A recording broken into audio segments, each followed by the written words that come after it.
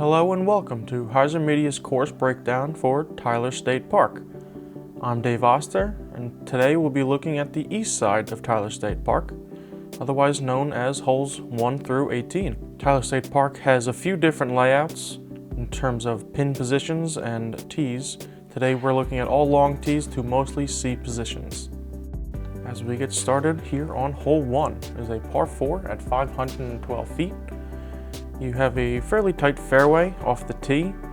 You want to try to get all the way down to the corner. If you have the distance for a forehand to penetrate to the right off the corner, that's only an advantage for you. You have to be careful of this long rough that we're looking at, but if you do get out here, you have a fairly easy upshot, depending on what angle you have.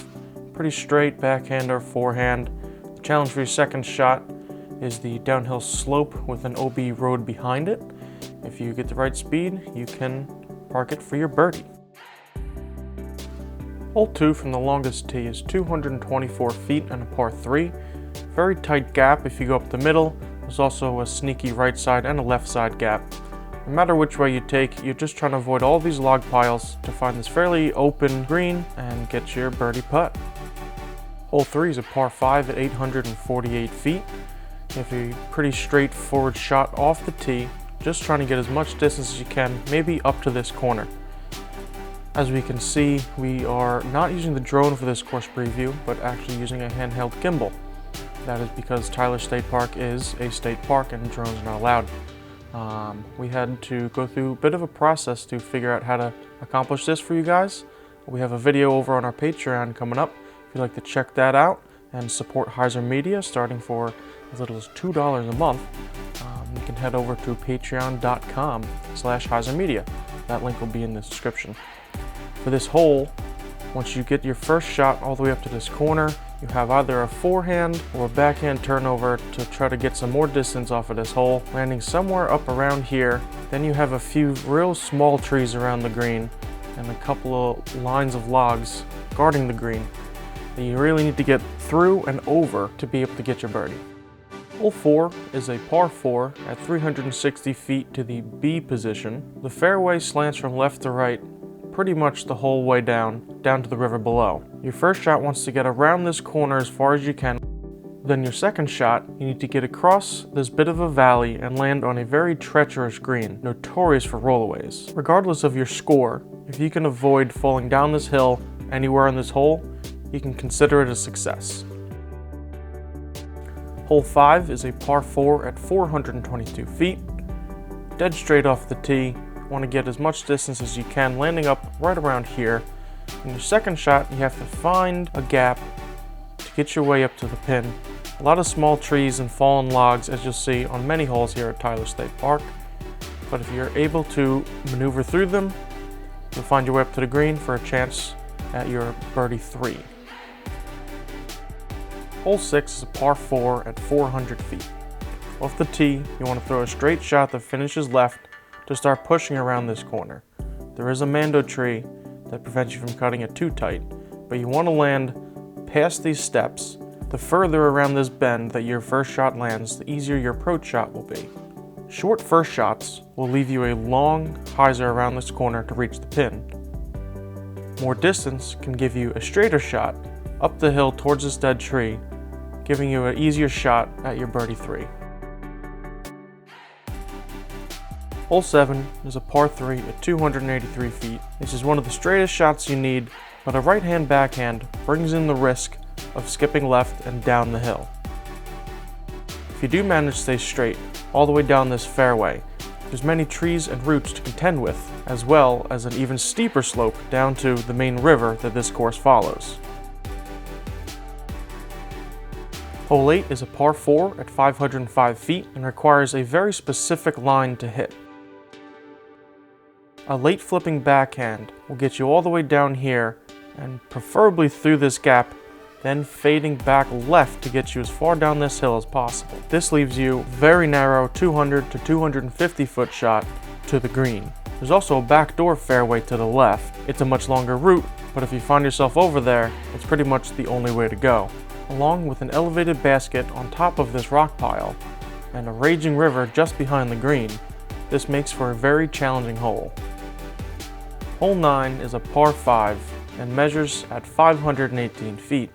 But don't let the distance fool you. This is still a very challenging par 5. Your first shot is trying to reach this hill, but the low ceiling, accompanied with all the roots on this hill, make it almost impossible to get much further than the top of this hill. From there, you have a right-hand turn with many fallen logs preventing you from accomplishing a skip shot around the corner.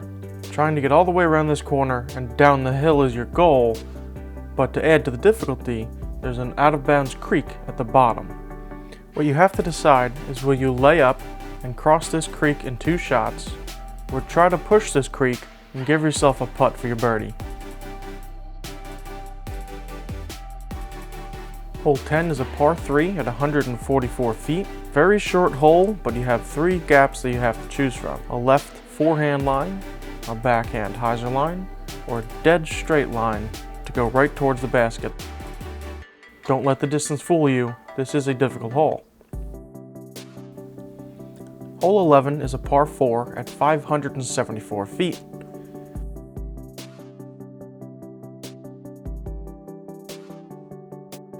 Off the tee, backhand or forehand, whatever you have, to try to get all the way out to around here by this large tree. From there, depending on exactly where you land, you could have a straight forehand line, the way we're walking here, or a backhand line with a few more trees to miss on the right side. Either way, if you're able to hit your line, you'll land on a fairly open green for a shot at your birdie. Hole 12 is a par 3 at 338 feet. You'll want to throw a backhand hyzer with something stable off the tee here, getting it just past these few trees and then turning hard left as we start to go down this hill. An air shot or skip play are possible in this hole, but you'll need to throw it pretty precisely as the fairway narrows towards the green. The left side of the green is definitely preferred. Hole 13 is a par 4 at 460 feet with 2 gaps off the tee. You can go for the narrow, straighter backhand line to the right side or the wider forehand line to the left. Either way, you don't need to get too much distance off the tee, but you want to land clean on either side of the fairway, potentially making it all the way up to around here. This leaves you with a fairly easy upshot to the B pin that we're looking at on an open green. You just need to make your putt. The C position for hole 14 is 398 feet and has 3 mandatory trees that you need to navigate. Your first shot just needs to go right of this tree to avoid cutting off the corner, so you want your first shot to land somewhere out here in the open. Then as we turn this corner, we'll see 2 more mandatory trees. Not a mandatory, but just more obstacles to avoid are these 2 lengths of fence that guard the green. Get through or over, and you'll be parked for your birdie. Hole 15 is a par 4 at 460 feet with a very narrow gap about 150 feet off the tee. The goal is to clear that and land somewhere out here with either a backhand or a forehand, but being wary of the creek on your right, which is out of bounds. Pushing closer to this gap will make your second shot easier. Get across the 2 bridges and land on the green without going too far. Do all that and you'll be able to score on hole 15.